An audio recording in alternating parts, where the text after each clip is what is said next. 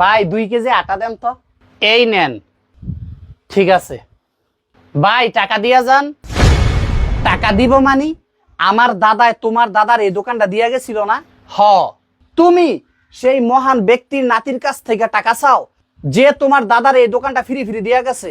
বুঝছি ভাই, আপনার দাদায় আমার দাদারে এই দোকানটা দিছিল, এজন্য আপনার বাবা সারা জীবন ফ্রি ফ্রি এই দোকান থেকে খাইছে। এখন আপনিও খাইবেন?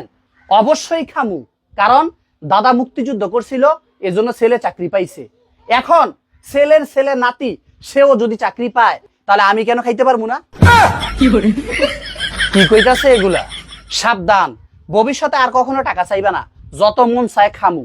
ও আরেকটা কথা, আমি যেমন ফ্রি ফ্রি খামু, আমার ছেলেও খাইবো, তার ছেলেও খাইবো, আমাদের 14 গোষ্ঠী কিয়ামত পর্যন্ত তোমার দোকান থেকে ফ্রি ফ্রি খাইবো, কারণ আমার দাদা এই দোকান দিয়া গেছে।